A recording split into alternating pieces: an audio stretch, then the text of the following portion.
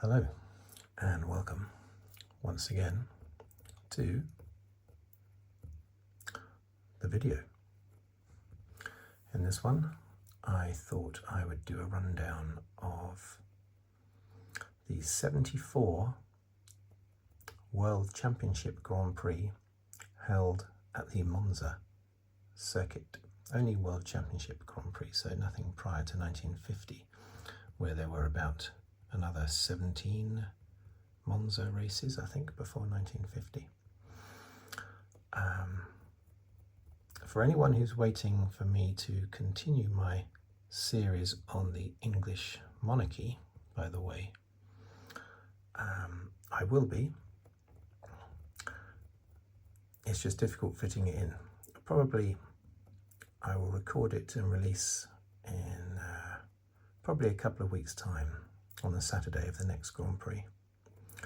But anyway, back to this one. So, the Monza Circuit. Now this is a lot of results to write down.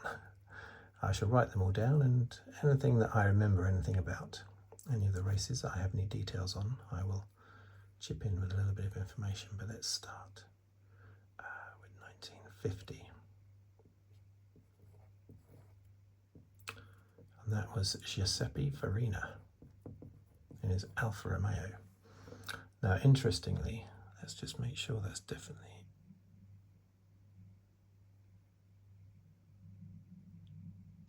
in focus. Is that definitely in focus? I think it is. That was Alfa Romeo's one and only win at Monza in a World Championship Grand Prix. They actually won 7 races before 1950, but I'm not counting those. Farina went on to win the championship that year, of course. 51, Ascari. 52, also Alberto Ascari. And his Ferrari. He won, how many races did he win? I think he only won 13 races, but he sort of won them over just 2 or 3 years. Totally dominated 52 and 53, and then was killed in he jumped into his friend's sports car, I think, and at a track, and died only 2 weeks after crashing into the harbour at Monaco. But he was successfully fished out, as was his car, and then 2 weeks later he died in an unrelated accident. Right, 53. Oh, I need to put down Alfa Romeo, don't I? Alfa Romeo there. Ferrari. I forgot that. Right, let's speed up a bit. Fangio in the Maserati. 54. It's Fangio again. And the Mercedes. 55. Fangio. The Mercedes again. 56. Moss. I don't know anything about these races off the top of my head. Maserati. I only go into detail about races on my actual race review videos. Can I squeeze 57 in there? That's going to be tight, isn't it? I think I have to leave it like that. So 56. Let's rub that out. So we've gone up to 56 so far. It's not very far, is it? Let's see how quickly I can do the others. And any chit chat I'll have to keep to a minimum. Okay, so let's just adjust that. So we're going to go up here to 57, which was Moss again. So that's good. And then we had 58, Tony Brooks, and he died only just recently, as did Moss, actually. And he died, both of them only died a few years ago. Both British drivers. 1959. Moss again. 60. It was Phil Hill. I need to put a P there, don't I? I need a P, please, Bob. So I'm going to put that. Phil Hill. 61. Now that was also Phil Hill, but it was a disaster of a race, as I've mentioned before in other videos. Wolfgang von Trips, who was in the other Ferrari. I've done this again, haven't I? Van Wall, Cooper, Ferrari.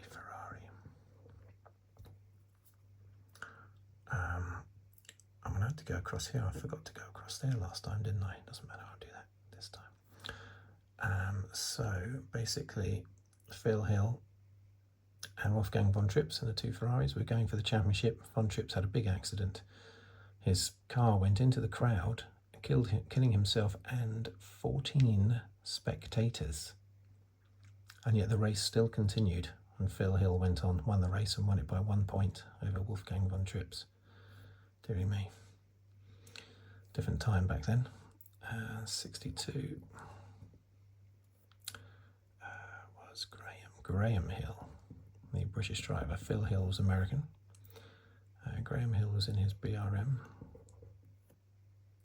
63 was Jim Clark.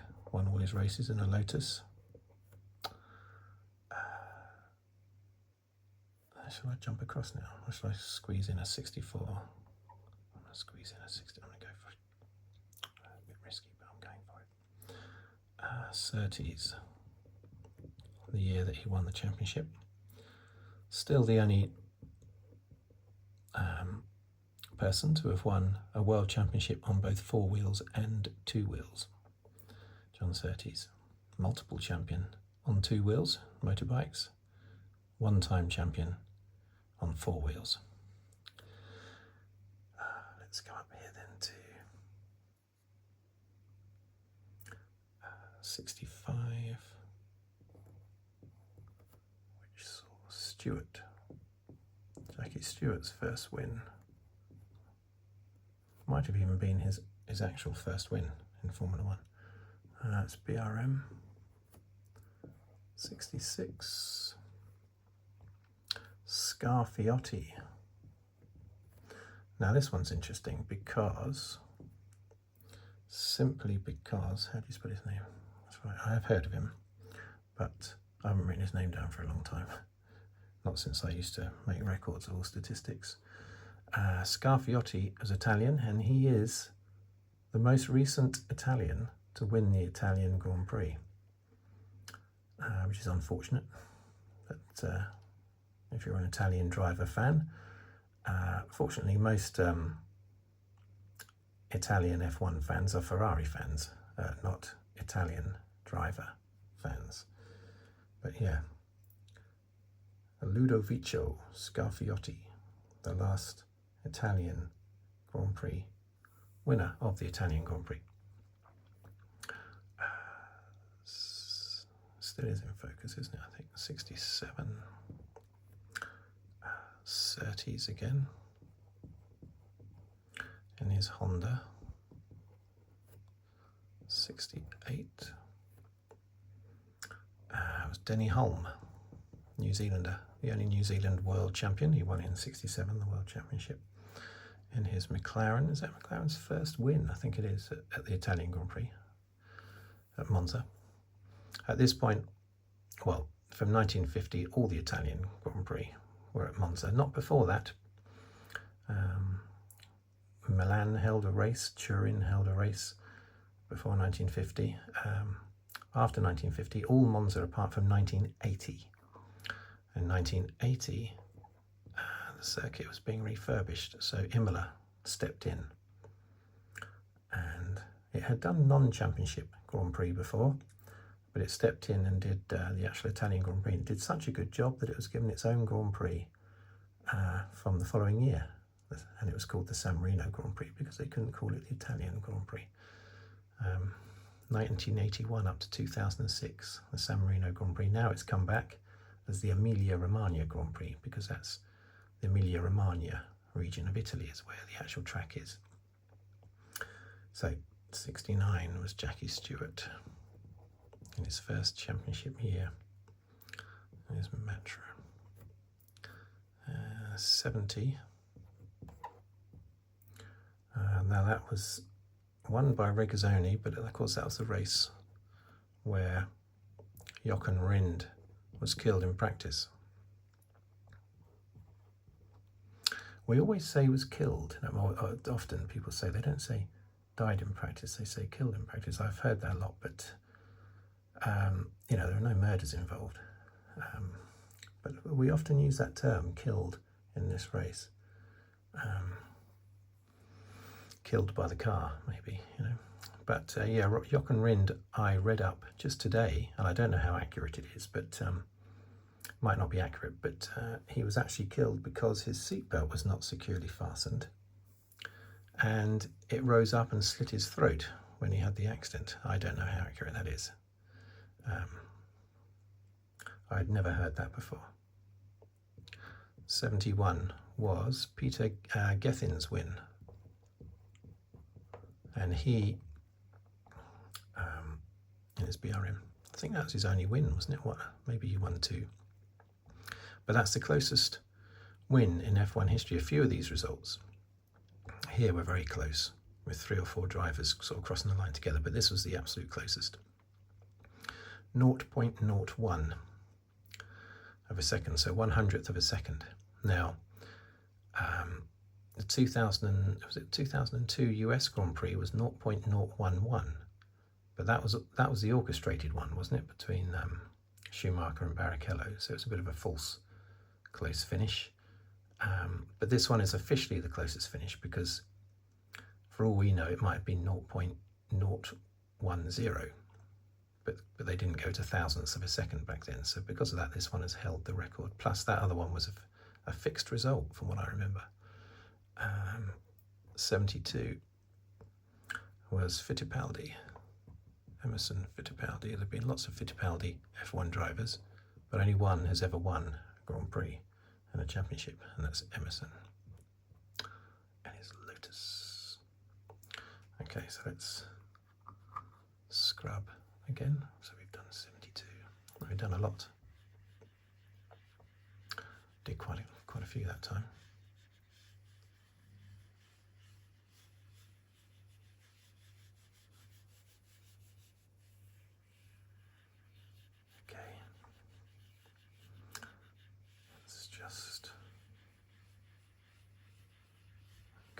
Here and wipe this out.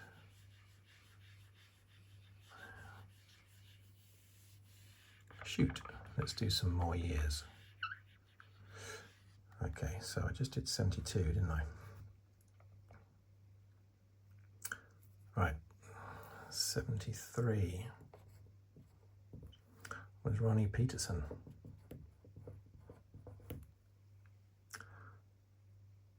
Let's click on that. Always have to make sure it's in focus, don't I? 74 was Ronnie Peterson again. Did I put down? I think I put down. Yeah, I did put down the cars on the others, didn't I? In his Lotus.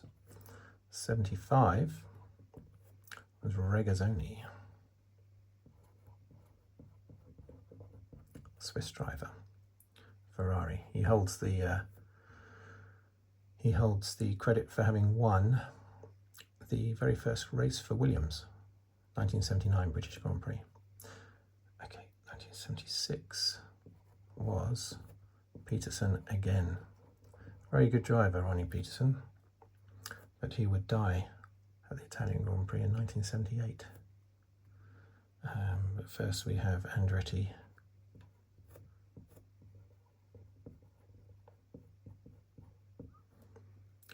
Winning in his Lotus, 1977. Mario Andretti, American driver, world champion in 78.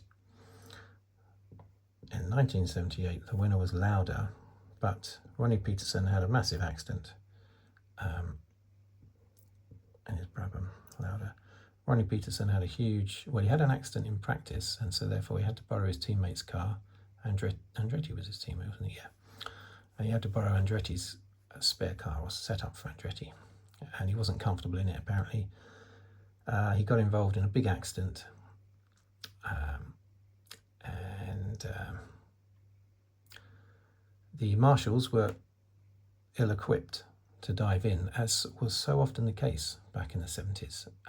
The marshals were not kitted up in flame-proof gear and that sort of thing. So it was actually some drivers that stopped. James Hunt, Patrick Depailler, and Clay Regazzoni all stopped to pull Peterson from the car, but he died later in hospital. 1979 was Jody Scheckter. How do you spell that? Oh, yes, right. I should know. I've written it down plenty of times over the years. Here's Ferrari. Am I going to squeeze in? Now, there's no 1980, remember? I don't want to make that mistake. Nelson Piquet won the Italian Grand Prix in his Brabham, but it was not the Italian Grand Prix. No, sorry, it was the Italian Grand Prix. I just contradicted myself, didn't I? It was not held at Monza, remember? It was held at Imola. So I'm going to squeeze in 81. I'm going to go for it. Here we go. 81. And it was Prost. What was he in? Renault, wasn't he? Yeah. Renault. So let's come back up here now for 1982. It was Arnoux in his Renault. 83 was Piquet, his Brabham. 84, Lauda in his McLaren on his way to his third championship. 85 was Prost in his McLaren. 86, Piquet in his Williams. I seem to remember he had an updated Williams for that race, and Mansell didn't get the update and was soundly thrashed. He was miles behind in third place. 87, Piquet again in the Williams. Or was it 87 that Piquet had the upgrade and Mansell didn't? I can't remember. One of those. 88 was, of course, Berger's win in the Ferrari, which was the last, wasn't that the race after? Yeah, it was the race after Enzo Ferrari died, and it was a Ferrari 1-2.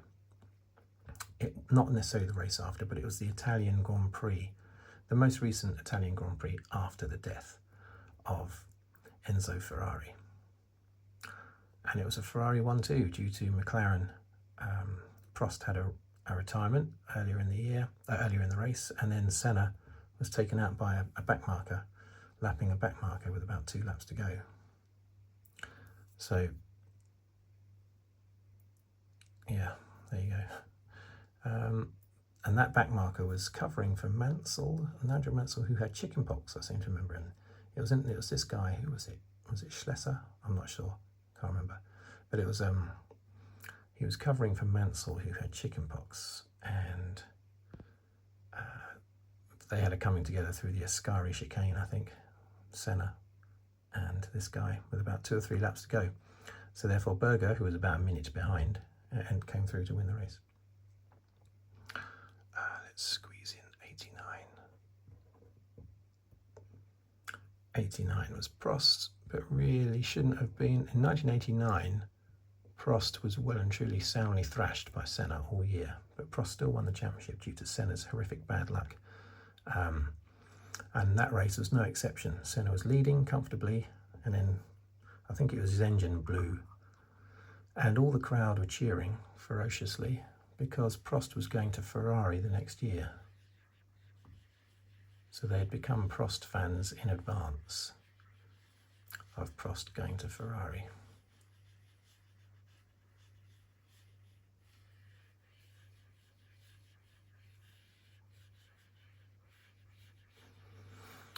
Okay, so scrub.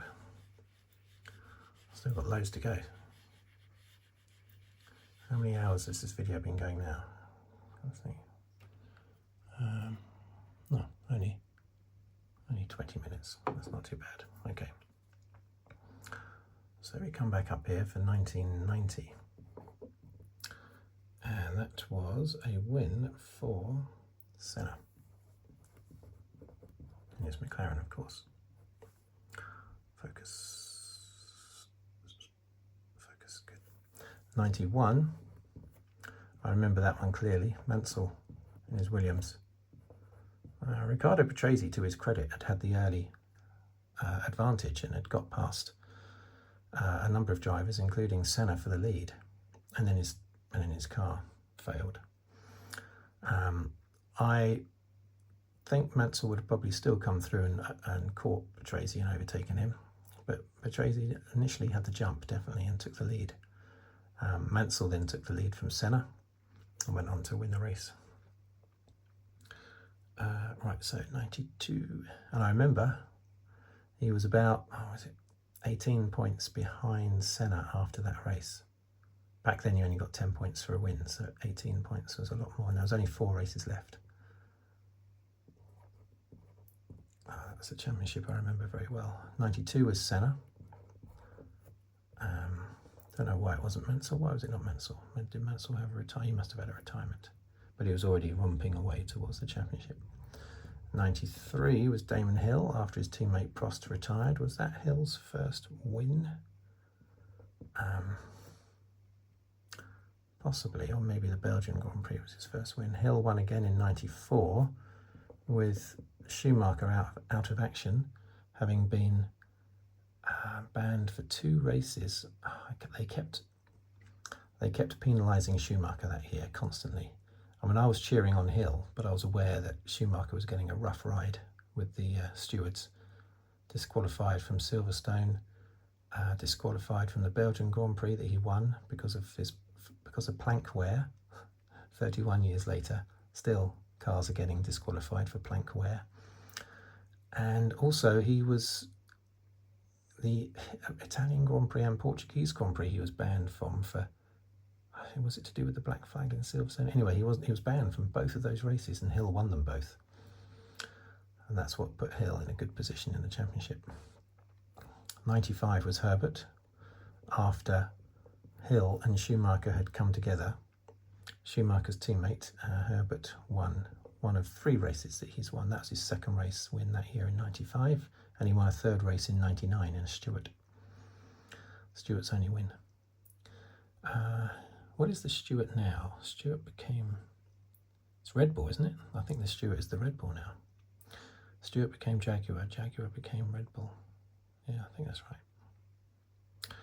Okay, right, so where are we off to now then? 96 was Schumacher. I remember that being a dominant win in his Ferrari. Not as good as the Williams that year, but he still won the race because Schumacher was so unbelievably good. 97. I still think Schumacher is the best there has been. Coulthard, McLaren. But I only talk about from 1980 onwards because I didn't, I did see some races in the 70s, but not many, and of course not the 50s or 60s. So I tend to judge. I did a recent top 10, didn't I? I did a video on my recent top 10 drivers that I thought were the best, but only from 1980 onwards. Schumacher came out number 1. Coulthard. Now 98 was Schumacher again.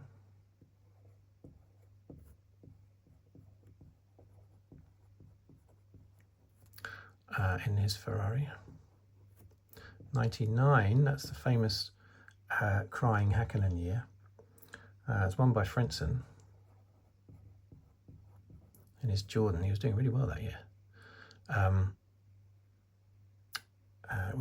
It was Jordan, wasn't it? Of course it was. Frentzen, the sort of driver that flourishes in a lower team. You stick him in a top team and it's the pressure gets to him. You stick him in a lower team, he does really well. But yeah, that was when Häkkinen retired from the lead. He was leading the championship, tight battle with Schumacher. And then he retired from the lead. I can't remember if it was his fault or not, I don't think so. But he sat by the side of the track and was crying his eyes out in his helmet. Unusual for a Finnish driver, to show emotion, basically. 2000 with Schumacher. That was also a bad race, because in that race, I had forgotten this until I looked it up, but a marshal was killed when the Jordan of Frentzen hit a marshal. Was it in the pits, or was it? I think it was in the pits, wasn't it? Anyway, the marshal, I think a tyre hit his chest, and he died later. Terrible. 2001 was Montoya in his Williams, which is the last time that a Williams has won the Italian Grand Prix. I keep saying the Italian Grand Prix. I should say Monza, because this is about Monza, but there was only one Italian Grand Prix since 1950 that has not been at Monza, so that's why I keep saying that. So Barrichello, again with another win. In his, what was he using? Ferrari, wasn't he? Yeah. 03 was Schumacher again. And his Ferrari. 04 was Barrichello again. In his Ferrari. Totally destroyed by Schumacher during their partnership, but here it looks like Barrichello, if you just look at these results, it looks like Barrichello is well and truly, alongside him. Montoya again. So Montoya, Barrichello, Schumacher, Barrichello, Montoya. Montoya was in a McLaren. He won 7 races in his career, and it was basically Montoya's seat that Lewis Hamilton took when he entered Formula One. And you could argue it was also you could argue it was Raikkonen's seat as well, actually, because Montoya and Raikkonen left McLaren at the end of 2006, and Hamilton and Alonso joined McLaren. But I always tend to think of, for some reason, as it being Montoya's seat that Hamilton took and Raikkonen's seat that Alonso took. I don't think it really makes any difference. So next up we have 2006. Oh, we're definitely getting there. We are definitely getting there. Doing quite well, I think, so far. I don't think I've made any mistakes yet, but maybe I have. I don't know. So 2006. Now this was a race win for Schumacher, and I remember seeing this on TV because I remember Schumacher immediately afterwards retiring, and they asked, was it Raikkonen? They asked at the next race or something. Oh, what do you remember Schumacher's retirement speech after the Italian Grand Prix? Did you see it? And Raikkonen said, no, I didn't see it. I was taking an SHIT. Typical Raikkonen. 2007 was, of course, Schumacher unretired himself a few years later, 2010. Alonso in a McLaren, won in 2007. 2008 was Vettel, of course, the famous Toro Rosso victory for Vettel in the rain, pole position as well. Very good. Is this in focus? I think it probably is. Very good performance by Vettel. That really shot him into the limelight, that did. Next year, 2009, he was in the Red Bull and nearly won the championship over Button. He was closing on Button fast. Button had a fantastic start to the season due to the Brawn's blown diffuser. But then when Red Bull caught them because Red Bull had, I think, a blown diffuser, but theirs wasn't as good or something like that, or maybe they didn't have one and they developed one. I can't remember, or they tweaked it or something. But Red Bull closed in fast on Brawn, with Vettel closing in fast on Button. But the Italian Grand Prix was actually one of Barrichello's wins that year, because he was Button's teammate in the Brawn. 2010 as Alonso again in his Ferrari. Nice home win for Ferrari there. 2011 Vettel again in his Red Bull, his dominant years. 2012 was Hamilton. I almost said also Vettel, but I'd forgotten that Hamilton actually won that race in his McLaren in 2012. 2013 though was Vettel. Am I squeezing it in? Okay. And his Red Bull. Whew, okay, so 2014 now. And we had Lewis Hamilton. That was a very contentious season with Rosberg. Well, all their seasons were actually, apart from the first one in 2013. I looked up a little report on this race, and it was pointing out that, yes, Hamilton had pole. Rosberg got ahead of him at the start, though, because Hamilton had a bad start. Hamilton lost a few places. Hamilton lost a few places, but he closed up, got back up to second, and then he was told to hold station behind Rosberg. But he obviously thought, well, no, I'm not going to. I'm in a championship battle with Rosberg. I'm not going to hold station. So he attacked Rosberg, and then under pressure, Rosberg went off the track. Came back on again, I think, but he went off the track and lost the lead to Hamilton. Hamilton won the race. 2015 was Hamilton. That was a more dominant season for Hamilton. Did I just put the wrong thing there? Look, oh dear. Mercedes. That's what I meant to put. 2016 was Rosberg in his championship year. And his Mercedes. 17 was Hamilton. Hamilton had so much bad luck in 2016, it's unbelievable. Mercedes again. 2018, Hamilton. And here's Mercedes. 2019 was Leclerc, of course, yes. The day after Antoine Hubert died, wasn't it? Antoine Hubert, Leclerc's friend, died in the F2 accident, I think just the previous day. 20 Gasly. That was Leclerc's second win. His first Grand Prix win had come the previous race in Belgium. Gasly, of course, that was in an AlphaTauri, which is basically Toro Rosso's second Grand Prix victory after 2008. That was a messy race. Really, Hamilton should have won that, but didn't matter. Hamilton was miles ahead in the championship, but there was also, I can't remember all the details, but there was all sorts of, didn't Hamilton do something wrong in the pits, speeding or something like that, and he got a penalty? Something happened, and it thrust Gasly, Stroll and Sainz up into first, second and third on the restart after a safety car.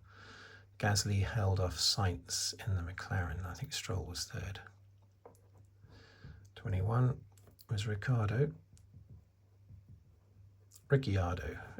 as some people incorrectly say. Ricciardo, yeah, in his McLaren. That was a good race win, that was. The McLarens were very good in that race. I mean, you tend to think that had they not come together, Hamilton and Verstappen would have probably been first and second, but Ricciardo would have been third. Norris would have been fourth. Okay, so I've only got a few left.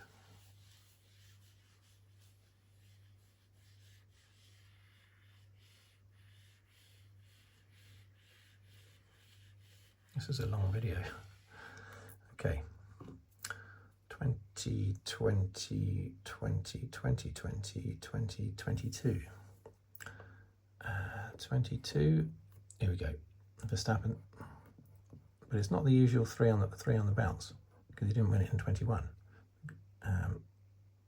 even if he hadn't harpooned Hamilton, I don't think he would have won that race. I think Hamilton would have won in 2021. Red Bull. And then we got 2023. There's also Verstappen in his dominant year, most dominant year. 2024 was Leclerc, of course. Great win last year in the Ferrari. So who's going to win in 2025? I'd be surprised if it's a Ferrari, especially Hamilton, considering he's got a 5-place grid penalty. But there you go. And who has the most wins? Well, the most wins, there are quite a few tied on 3. We've got Nelson Piquet, Fangio, Moss, Peterson, Prost, Barrichello and Vettel, all on 3. Piquet 4 Italian Grand Prix, but one of those was the Imola one in 1980. But the only 2 that have won more than 3 are Schumacher and Hamilton, on 5 apiece. And constructors, if we're just counting since 1950 and only Monza races, you've got Ferrari on 20, with McLaren on 11, Mercedes on 7, Williams on 6, and as I said at the beginning, Alfa Romeo actually had 8 wins at Monza, but only one of them was since 1950. So, there you go. Did I miss out any important, salient facts about any of the other Italian Grand Prix? I don't think so. I think I covered them all pretty much. Anyway, this is not about covering the Grand Prix individually. So there you are, and there you have it. I shall scrub this off.